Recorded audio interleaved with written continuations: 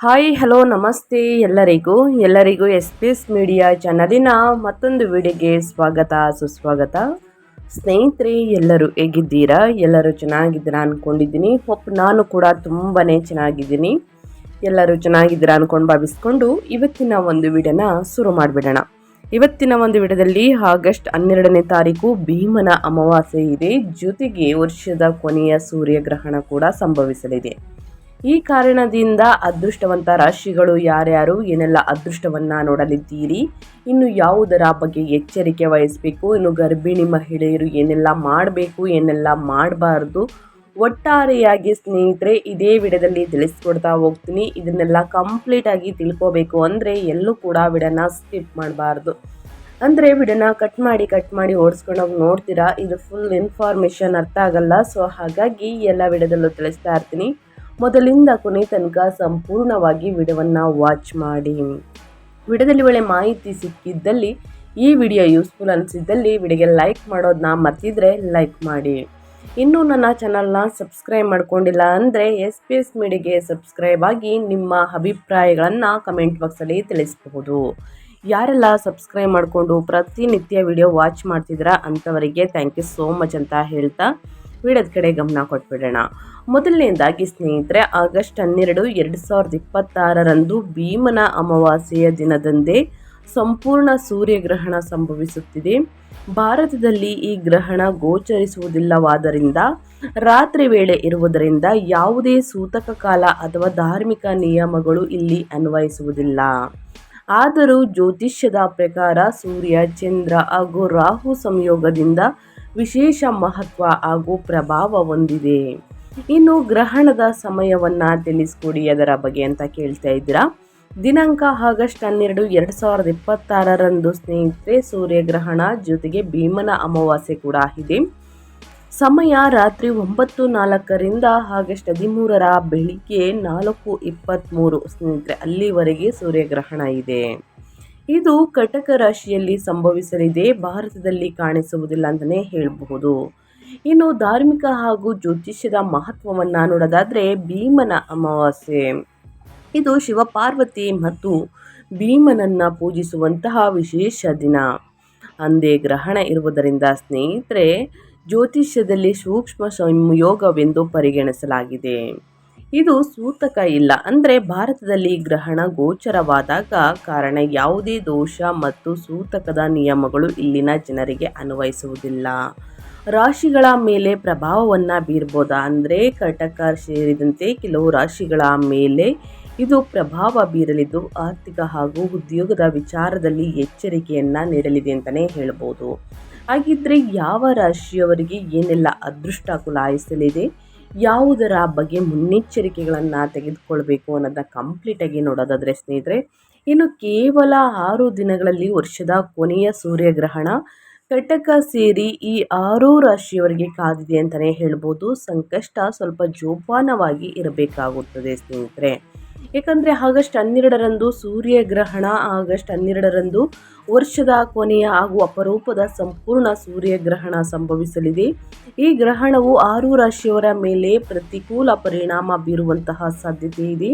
ಉದ್ಯೋಗ, ವ್ಯವಹಾರ, ಆಸ್ತಿ, ಹಣಕಾಸು, ಸ್ಥಾನಮಾನ ಹಾಗೂ ಗೌರವದ ವಿಷಯಗಳಲ್ಲಿ ಎಚ್ಚರಿಕೆ ವಹಿಸುವುದು ಕೂಡ ಉತ್ತಮ. ಈ ಅವಧಿಯಲ್ಲಿ ಯಾವುದೇ ಪ್ರಮುಖ ನಿರ್ಧಾರಗಳನ್ನು ಯೋಚಿಸಿ ಕೂಡ ತೆಗೆದುಕೊಳ್ಬೇಡಿ. ಸೂರ್ಯಗ್ರಹಣ 2026 ಆಗಸ್ಟ್ 12 ಸ್ನೇಹಿತರೆ, ಅಂದರೆ 12ನೇ ತಾರೀಕು ವರ್ಷದ ಕೊನೆಯ ಸಂಪೂರ್ಣ ಸೂರ್ಯಗ್ರಹಣ ಸಂಭವಿಸಲಿದೆ. ಈ ಗ್ರಹಣವು ಮೊದಲೇ ಹೇಳಿರುವ ಹಾಗೆ ಆಗಸ್ಟ್ 12ರಂದು ರಾತ್ರಿ 9:04ರಿಂದ ಆಗಸ್ಟ್ 13ನೇ ತಾರೀಕು ಬೆಳಿಗ್ಗೆ 4:25ರವರೆಗೆ ಇರಲಿದೆ. ಆದರೆ ಇದು ಭಾರತದಲ್ಲಿ ಗೋಚರಿಸುವುದಿಲ್ಲ, ಆದ್ದರಿಂದ ಭಾರತದಲ್ಲಿ ಸೂತಕ ಕಾಲ ಅನ್ವಯಿಸುವುದಿಲ್ಲ ಅಂತಲೇ ಹೇಳಬಹುದು. ಹಾಗಿದ್ರೆ ಯಾವ ರಾಶಿಯವರು ಎಚ್ಚರಿಕೆ ವಹಿಸಬೇಕು ಅನ್ನೋದನ್ನ ಕಂಪ್ಲೀಟಾಗಿ ತಿಳಿಸ್ಕೊಡ್ತಾ ಹೋಗ್ತೀನಿ. ಮೊದಲನೇದಾಗಿ ಯಾವ ರಾಶಿಯವರಿಗೆ ಅದೃಷ್ಟ, ಯಾವ ರಾಶಿಯವರು ಎಚ್ಚರಿಕೆ ವಹಿಸಬೇಕು ಅನ್ನೋದನ್ನ ತಿಳಿಸ್ಕೊಡ್ತಾ ಹೋಗ್ತೀನಿ. ಸೊ ಹಾಗಾಗಿ ಎಲ್ಲೂ ಕೂಡ ಸ್ಕಿಪ್ ಮಾಡ್ದೇ ಕೊನೆಯ ತನಕ ವಾಚ್ ಮಾಡಿ. ಜೊತೆಗೆ ಸ್ನೇಹಿತರೆ, ಆಗಸ್ಟ್ 12ನೇ ತಾರೀಕು ಸಂಭವಿಸಲಿರುವಂತಹ ಈ ಸೂರ್ಯಗ್ರಹಣ ಸ್ನೇಹಿತರೆ, ಇದು ಭೀಮನ ಅಮಾವಾಸ್ಯೆಯ ದಿನ ಇದೆ ಸೂರ್ಯಗ್ರಹಣ. ಅಂದರೆ ಸಾಕಷ್ಟು ಜನರು ಕೇಳ್ತಿದ್ರ, ಭೀಮನ ಅಮಾವಾಸ್ಯೆಯ ದಿನ ಸೂರ್ಯಗ್ರಹಣ ಇರುವ ಕಾರಣ ನಾವು ಪೂಜೆ ಪುನಸ್ಕಾರಗಳನ್ನು ಮಾಡಬಾರ್ದ ಅಂದರೆ ಇದು ರಾತ್ರಿ ಸಂಭವಿಸುತ್ತಿರುವುದು ಸ್ನೇಹಿತರೆ. ಸೊ ಹಾಗಾಗಿ ಬೆಳಿಗ್ಗೆ ನೀವು ಮಾಡಬಹುದು. ಈ ದಿನ ಮಹಾಲಕ್ಷ್ಮಿ ರಾಜಯೋಗ ಇದೆ. ಈ 5 ರಾಶಿಯವರಿಗೆ ಆರ್ಥಿಕ ಪ್ರಗತಿ, ವೃತ್ತಿಯಲ್ಲಿ ಯಶಸ್ಸು ಅಂತಲೇ ಹೇಳಬಹುದು. ಮಹಾಲಕ್ಷ್ಮಿ ರಾಜಯೋಗ 2026 ಸ್ನೇಹಿತರೆ ಶಕ್ತಿಶಾಲಿ ಗ್ರಹಗಳ ಸಂಯೋಗವಾಗಲಿದ್ದು, ಇದು ಕೆಲ ರಾಶಿಯವರಿಗೆ ಲಕ್ಷ್ಮೀ ದೇವಿಯ ಕೃಪಾ ಕಟಾಕ್ಷದೊಂದಿಗೆ ಸಕಲ ವೈಭೋಗವನ್ನು ಕರುಣಿಸುವುದು. ಹಾಗಾದರೆ ಜ್ಯೋತಿಷ್ಯದ ಪ್ರಕಾರ ಯಾವ ರಾಶಿಯವರು ಭವಿಷ್ಯ ಉಜ್ವಲವಾಗುವುದು ಎಂಬುದನ್ನು ತಿಳಿದುಕೊಳ್ಳುವ ಕುತೂಹಲ ನಿಮಗಿದ್ದರೆ ವಿಡಿಯೋನ ಸ್ಕಿಪ್ ಮಾಡ್ದೇ ಕೊನೆ ತನಕ ವಾಚ್ ಮಾಡಿ. ಹೆಚ್ಚು ಫ್ಯಾಮಿಲಿಗೆ, ಫ್ರೆಂಡ್ಸ್ಗೆ ಈ ರಾಶಿಯನ್ನು ಯಾರೆಲ್ಲ ಹೊಂದಿದ್ದಾರೆ ಅವರಿಗೆ ವಿಡಿಯೋವನ್ನು ಶೇರ್ ಮಾಡಿ. ಇನ್ನು ಯಾವ ವಿಚಾರದ ಬಗ್ಗೆ ಯಾವ ರಾಶಿಯವರು ಎಚ್ಚರಿಕೆ ವಹಿಸಬೇಕು ಅನ್ನೋದನ್ನು ಕೂಡ ಕೊನೆಯಲ್ಲಿ ತಿಳಿಸ್ಕೊಡ್ತಾ ಹೋಗ್ತೀನಿ. ಜ್ಯೋತಿಷ್ಯದಲ್ಲಿ ಮಂಗಳನನ್ನ ಧೈರ್ಯ, ಶಕ್ತಿ, ಭೂಮಿಯ ಸಂಕೇತ ಎನ್ನಲಾಗುತ್ತದೆ. ಹಾಗೆಯೇ ಚಂದ್ರನನ್ನ ಮನಸ್ಸು, ಭಾವನೆಯ ಕಾರಕ ಎಂದು ಪರಿಗಣಿಸಲಾಗುವುದು. ಇದು ವ್ಯಕ್ತಿ ಜಾತಕದಲ್ಲಿ ಬಲವಾದ ಸ್ಥಾನದಲ್ಲಿ ಇದ್ದರೆ ಧನ ಲಾಭ, ಆರ್ಥಿಕ ಪ್ರಗತಿಯನ್ನು ತರುವುದು. ಅಂದ ಹಾಗೆ ಸ್ನೇಹಿತರೆ, 12ನೇ ತಾರೀಕು ಮಂಗಳ ಹಾಗೂ ಚಂದ್ರ ಗ್ರಹಗಳು ಮಿಥುನ ರಾಶಿಯಲ್ಲಿ ಒಟ್ಟಾಗಿ ಸಂಚಾರವನ್ನು ಮಾಡಲಿದೆ. ಈ ಗ್ರಹಗಳ ಸಂಯೋಗ ಮಹಾಲಕ್ಷ್ಮಿ ರಾಜಯೋಗವನ್ನು ಸೃಷ್ಟಿಸಲಿದ್ದು, ಕೆಲ ರಾಶಿಯವರಿಗೆ ಸುವರ್ಣ ಯುಗದ ಆರಂಭವಾಗಲಿದೆ ಅಂತಲೇ ಹೇಳ್ಬೋದು. ಅಲ್ಲದೆ ಈ ಯೋಗ ನಾಯಕತ್ವ ಗುಣ, ಕಠಿಣ ಸವಾಲುಗಳನ್ನು ಸ್ವೀಕರಿಸುವಂತಹ ಶಕ್ತಿಯನ್ನು ಹೊಂದಿದೆ. ಹಾಗಾದರೆ ಇಂದಿನಿಂದ ಆಗಸ್ಟ್ 11ರವರೆಗೆ ಸ್ನೇಹಿತರೆ ಸಾಕಷ್ಟು ಇದ್ದ ಸಮಸ್ಯೆಗಳೆಲ್ಲವೂ ಸಂಪೂರ್ಣವಾಗಿ ನಿವಾರಣೆಯಾಗಿ ಆಗಸ್ಟ್ 11ನೇ ತಾರೀಕು ರಾತ್ರಿ ಸಂಭವಿಸಲಿರುವ ಕಾರಣ ಇದು ಆಗಸ್ಟ್ 12ಕ್ಕೆ ಅನ್ವಯವಾಗುತ್ತದೆ ಸ್ನೇಹಿತರೆ. ಅಂದರೆ ಚಂದ್ರಗ್ರಹಣ ಮತ್ತು ಅಮಾವಾಸ್ಯೆಯ ದಿನ ಯಾವ ರಾಶಿಯವರ ಬಾಳಲ್ಲಿ ಮಂಗಳನ ಬಲ ಹೆಚ್ಚಾಗುವುದು, ಯಾವ ರಾಶಿಯವರಿಗೆ ಸಕಲ ವೈಭೋಗ ಪ್ರಾಪ್ತಿಯಾಗಲಿದೆ ಎಂಬುದನ್ನು ತಿಳಿದುಕೊಳ್ಳುವ ಕುತೂಹಲ ನಿಮಗಿದ್ದರೆ ಸಂಪೂರ್ಣವಾಗಿ ವಿಡಿಯೋವನ್ನು ವಾಚ್ ಮಾಡಿ. ವಿಡಿಯೋಗೆ ಲೈಕ್ ಕೊಟ್ಟು ಸಬ್ಸ್ಕ್ರೈಬ್ ಆಗಿ. ಮೊದಲನೇ ಅದೃಷ್ಟ ರಾಶಿ ಬಂದು ಮಿಥುನ ರಾಶಿಯವರಿಗೆ. ಮಿಥುನ ರಾಶಿಯ ಮೊದಲ ಮನೆಯಲ್ಲಿ ಮಂಗಳ ಮತ್ತು ಚಂದ್ರನ ಸಂಯೋಗದಿಂದಾಗಿ ಮಹಾಲಕ್ಷ್ಮಿ ರಾಜಯೋಗ ರೂಪುಗೊಳ್ಳುತ್ತದೆ. ಇದರಿಂದಾಗಿ ನಿಮಗೆ ಗಮನಾರ್ಹ ಲಾಭಗಳು ಸಿಗಲಿವೆ. ಆರ್ಥಿಕ ಸ್ಥಿತಿ ಸಾಕಷ್ಟು ಸುಧಾರಣೆ ಕಾಣುವುದು. ನೀವು ಐಷಾರಾಮಿ ವಸ್ತುಗಳನ್ನು ಖರೀದಿಸಲು ಆನಂದಿಸುವಿರಿ. ಸಾಲದ ಸಮಸ್ಯೆಗಳು ಬಗೆಹರಿಯುತ್ತವೆ. ಸಮಾಜದಲ್ಲಿ ಗೌರವ ಮತ್ತು ಕೀರ್ತಿ ಹೆಚ್ಚಾಗುವುದು. ಹಣಕಾಸಿನ ಚಿಂತೆಗಳು ಕ್ರಮೇಣ ದೂರವಾಗಲಿದೆ. ವಿಶೇಷವಾಗಿ ಈ ಅವಧಿಯಲ್ಲಿ ಹೊಸ ಸ್ನೇಹಿತರ ಬಳಗ ಹೆಚ್ಚಾಗುವುದು. ಪ್ರತಿಯೊಂದು ಕೆಲಸದಲ್ಲೂ ಅಧಿಕ ಧನಲಾಭ ಹಾಗೂ ಯಶಸ್ಸನ್ನು ನೀವು ಕಾಣಲಿದ್ದೀರಿ. ಅಲ್ಲದೆ ವಿದೇಶ ಪ್ರಯಾಣ ಮಾಡುವ ಅವಕಾಶಗಳನ್ನು ನೀವು ಪಡೆಯುವುದರಿಂದ ಕುಟುಂಬದಲ್ಲಿ ಸಂತೋಷದ ವಾತಾವರಣ ಇರಲಿದೆ ಮಿಥುನ ರಾಶಿಯ ವ್ಯಕ್ತಿಗಳಿಗೆ. ಇನ್ನು ಮುಂದಿನ ರಾಶಿ ವೃಷಭ ರಾಶಿಯವರಿಗೆ. ಆಗಸ್ಟ್ 12ರಿಂದ ವೃಷಭ ರಾಶಿಯವರ ಜೀವನದಲ್ಲಿ ಸಾಕಷ್ಟು ಬದಲಾವಣೆಗಳನ್ನು ಕಾಣುವುದು. ವೃತ್ತಿಯಲ್ಲಿ ಪ್ರಗತಿಗೆ ಅವಕಾಶಗಳಿವೆ. ಕೆಲಸ ಮಾಡುವವರಿಗೆ ಬಡ್ತಿ ಸಿಗುವಂತಹ ಸಾಧ್ಯತೆ ಉಂಟು. ವಿದ್ಯಾರ್ಥಿಗಳು ಪರೀಕ್ಷೆಗಳಲ್ಲಿ ಅಂದುಕೊಂಡ ಫಲಿತಾಂಶವನ್ನು ಪಡೆಯುವರು. ಓದಿನಲ್ಲಿ ಆಸಕ್ತಿ ಹೆಚ್ಚಾಗಲಿದೆ. ಜೊತೆಗೆ ಹೊಸ ವಿಚಾರಗಳನ್ನು ತಿಳಿಯುವಂತಹ ಆಸಕ್ತಿ ಕೂಡ ದ್ವಿಗುಣವಾಗುವುದು. ಉದ್ಯಮಿಗಳಿಗೆ ಅನಿರೀಕ್ಷಿತ ಲಾಭ ಸಿಗುವಂತಹ ಸಮಯ ಇದು. ಹಠಾತ್ ಹಣದ ಒಳ ಹರಿವಿನ ಸಾಧ್ಯತೆಗಳಿವೆ. ವ್ಯಾಪಾರ ಸಂಬಂಧಿತ ಪ್ರವಾಸಗಳು ನಿಮ್ಮ ಆರ್ಥಿಕ ಲಾಭವನ್ನು ಹೆಚ್ಚಿಸುವುದು. ಅಲ್ಲದೆ ಮಂಗಳ ದೇವ ವ್ಯಾಪಾರ ಮತ್ತು ವ್ಯವಹಾರದಲ್ಲಿನ ಪ್ರಯತ್ನಗಳಿಗೆ ದುಪ್ಪಟ್ಟು ಲಾಭ ತಂದುಕೊಡುವನು. ನಿಮ್ಮ ಆದಾಯ ಹೆಚ್ಚಾಗುತ್ತದೆ. ಆರ್ಥಿಕ ಧನಲಾಭಗಳನ್ನು ಪಡೆಯುವಂತಹ ಸಮಯ ಇದು. ಕೆಲಸದಲ್ಲಿ ದಕ್ಷತೆ ಹೆಚ್ಚಾಗುವಂತಹ ಸುವರ್ಣ ಕಾಲ. ಉನ್ನತ ಅಧಿಕಾರಿಗಳು ನಿಮ್ಮ ಕೆಲಸವನ್ನು ಮೆಚ್ಚುತ್ತಾರೆ. ಕೆಲವು ಜನರಿಗೆ ಬಡ್ತಿ ಸಿಗುವಂತಹ ಸಾಧ್ಯತೆಗಳುಂಟು. ಆರ್ಥಿಕ ಪರಿಸ್ಥಿತಿ ಸುಧಾರಿಸುವ ಲಕ್ಷಣಗಳು ಕೂಡ ಇವೆ. ಪ್ರತಿಯೊಂದು ಕೆಲಸವು ಯೋಜಿಸಿದಂತೆ ನಡೆಯಲಿದೆ. ಆನುವಂಶಿಕ ಆಸ್ತಿಗೆ ಸಂಬಂಧಿಸಿದ ಪ್ರಯತ್ನಗಳಲ್ಲಿ ಯಶಸ್ಸನ್ನು ನೋಡಲಿದ್ದೀರಿ. ಒಟ್ಟಾರೆಯಾಗಿ ವೃಷಭ ರಾಶಿಯವರು ಏನೆಲ್ಲ ಅದೃಷ್ಟದ ಫಲಗಳನ್ನು ಗಳಿಸಲಿದ್ದೀರಿ ಅನ್ನೋದನ್ನ ಕಂಪ್ಲೀಟ್ ಆಗಿ ತಿಳಿಸ್ಕೊಟ್ಟಿದ್ದೀನಿ. ಇನ್ನು ಅದೇ ರೀತಿ ಮುಂದಿನ ರಾಶಿ ಬಂದು ವೃಶ್ಚಿಕ ರಾಶಿಯವರಿಗೆ. ವೃಶ್ಚಿಕ ರಾಶಿಯವರಿಗೆ ಇದೇ ಆಗಸ್ಟ್ 12ರಿಂದ ವೃಶ್ಚಿಕ ರಾಶಿಯ 8ನೇ ಮನೆಯಲ್ಲಿ ಮಂಗಳ ಮತ್ತು ಚಂದ್ರನ ಸಂಯೋಗವು ಮಹಾಲಕ್ಷ್ಮಿ ರಾಜಯೋಗವನ್ನು ಸೃಷ್ಟಿಸುತ್ತದೆ. ಇದು ನಿಮಗೆ ಅನಿರೀಕ್ಷಿತ ಆರ್ಥಿಕ ಧನಲಾಭವನ್ನು ತರುತ್ತದೆ. ಆರೋಗ್ಯ ಸಮಸ್ಯೆಗಳು ಕ್ರಮೇಣ ಬಗೆಹರಿಯುತ್ತವೆ. ಆಧ್ಯಾತ್ಮಿಕತೆ ಸುಧಾರಣೆ ಕಾಣುವುದು. ಕುಟುಂಬದ ವಾತಾವರಣ ಸಂತೋಷವಾಗಿರಲಿದೆ. ಆರ್ಥಿಕವಾಗಿ ಪ್ರಗತಿಯನ್ನು ನೀವು ಕಾಣುವಿರಿ. ಲಕ್ಷ್ಮೀ ದೇವಿಯ ಕೃಪೆಯಿಂದ ಅದೃಷ್ಟದ ಸಂಪೂರ್ಣ ಬೆಂಬಲ ನಿಮಗಿರಲಿದೆ. ನೀವು ಪ್ರತಿಯೊಂದು ಕೆಲಸದಲ್ಲೂ ಯಶಸ್ಸನ್ನು ಕಾಣಲಿದ್ದೀರಿ. ಹಿಂದೆ ಮಾಡಿದ ಸಾಲದ ಸಮಸ್ಯೆಗಳು ತೀರುತ್ತವೆ. ಮಂಗಳನ ಅನುಗ್ರಹದಿಂದ ಅನೇಕ ಸವಾಲುಗಳನ್ನು ಸ್ವೀಕರಿಸುವಂತಹ ಶಕ್ತಿ ನಿಮ್ಮದಾಗಲಿದೆ. ನೆಮ್ಮದಿಯ ಜೀವನವನ್ನು ನೀವು ಕಂಡುಕೊಳ್ಳುವಿರಿ. ಕೆಲಸದಲ್ಲಿ ಉತ್ಸಾಹ ಹೆಚ್ಚಾಗಲಿದೆ ಅಂತಲೇ ಹೇಳಬಹುದು. ಸೊ ಹಾಗಾಗಿ ಸಾಕಷ್ಟು ಅದೃಷ್ಟವನ್ನು ನೋಡಲಿದ್ದೀರಿ ಅಂತ ಹೇಳ್ತಾ, ಇನ್ನು ಅದೇ ರೀತಿ ಮುಂದಿನ ರಾಶಿಯವರ ಬಗ್ಗೆ ಹೇಳೋದಾದರೆ ತುಲಾ ರಾಶಿಯವರಿಗೆ. ತುಲಾ ರಾಶಿಯವರು ಕೂಡ ಏನೆಲ್ಲ ಅದೃಷ್ಟದ ಫಲಗಳನ್ನು ಗಳಿಸಲಿದ್ದೀರಿ, ಯಾವುದರ ಬಗ್ಗೆ ತುಲಾ ರಾಶಿಯವರು ಎಚ್ಚರಿಕೆ ವಹಿಸಬೇಕು ಅನ್ನೋದನ್ನ ನೋಡ್ತಾ ಹೋಗೋಣ. ತುಲಾ ರಾಶಿಯವರಿಗೆ ಸ್ನೇಹಿತರೆ, ಮಂಗಳ ಮತ್ತು ಚಂದ್ರನ ಸಂಯೋಗದಿಂದ ಮಹಾಲಕ್ಷ್ಮಿ ರಾಜಯೋಗವು ಈ ರಾಶಿಯವರಿಗೆ ಸ್ನೇಹಿತರೆ ಸಾಲದ ಸಮಸ್ಯೆಗಳು ಕಡಿಮೆ ಮಾಡಲು ಅವಕಾಶಗಳನ್ನು ನೀಡಲಿದೆ. ನಿಮ್ಮ ಜೀವನದಲ್ಲಿ ಇದು ಹೆಚ್ಚಿನ ಅದೃಷ್ಟವನ್ನು ತರುವುದು ಅಲ್ಲದೆ ಜೀವನದಲ್ಲಿ ಅನೇಕ ಸಾಧನೆಗಳನ್ನು ಸಾಧಿಸಲು ಅವಕಾಶಗಳು ಕೂಡ ಕೂಡಿ ಬರಲಿದೆ. ಕೆಲಸದಲ್ಲಿ ಅನುಕೂಲಕರ ಸಂದರ್ಭಗಳನ್ನು ನೀವು ಕಾಣಲಿದ್ದೀರಿ. ಕುಟುಂಬ ಸಂಬಂಧಗಳಲ್ಲಿ ಸ್ನೇಹಿತರೆ ಸಂತೋಷ ನೆಮ್ಮದಿಯನ್ನು ನೋಡಲಿದ್ದೀರಿ ಅಂತಲೇ ಹೇಳಬಹುದು.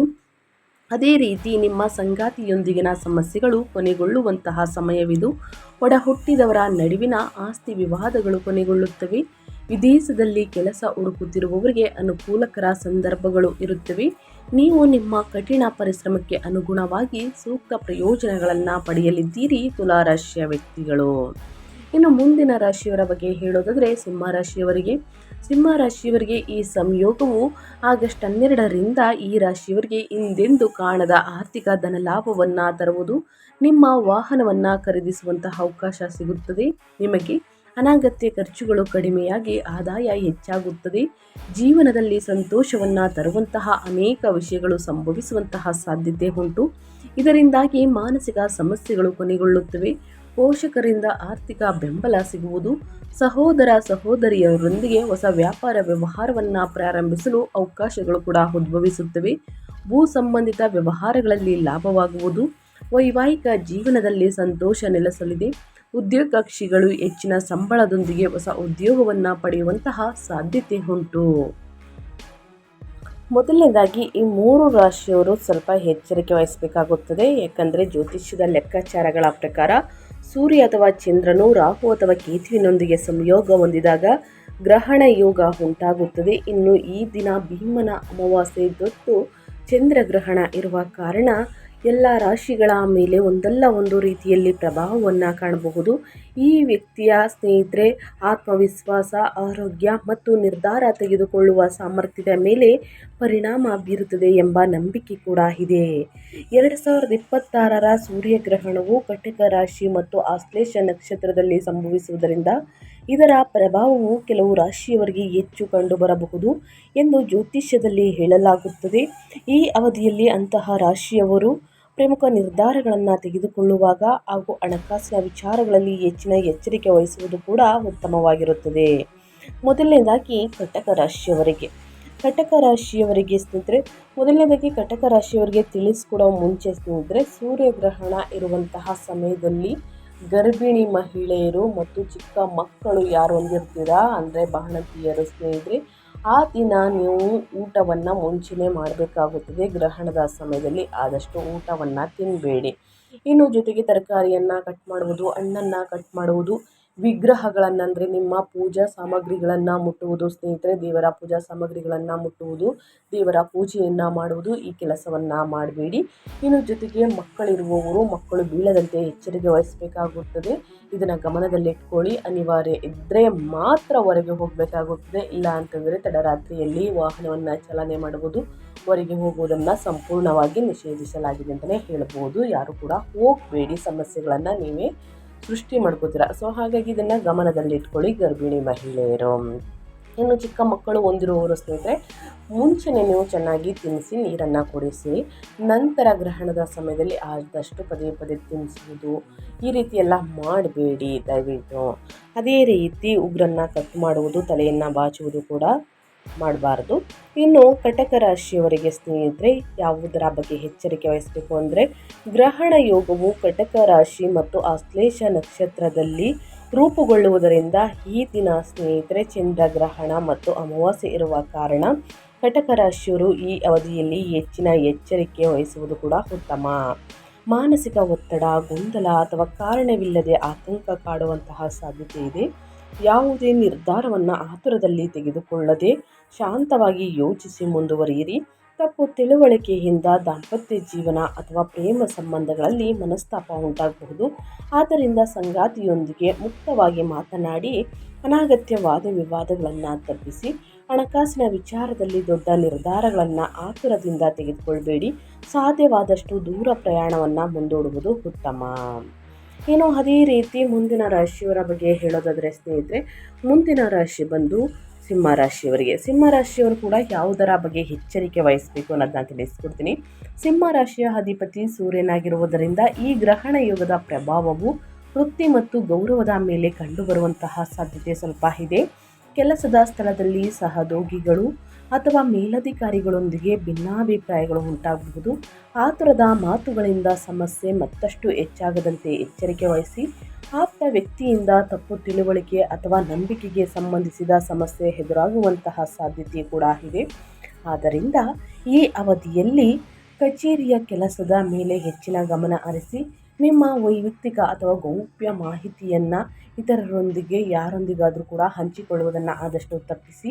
ಯಾವುದೇ ಪ್ರಮುಖ ನಿರ್ಧಾರ ತೆಗೆದುಕೊಳ್ಳುವ ಮುನ್ನ 2-3 ಬಾರಿ ಪರಿಶೀಲಿಸಿ ಯೋಚಿಸಿ ಮಾತನಾಡಿ ಅಂತ ಹೇಳ್ತಾ, ಇನ್ನು ಮುಂದಿನ ರಾಶಿಯವರ ಬಗ್ಗೆ ಹೇಳೋದಾದರೆ ಕನ್ಯಾ ರಾಶಿಯವರಿಗೆ.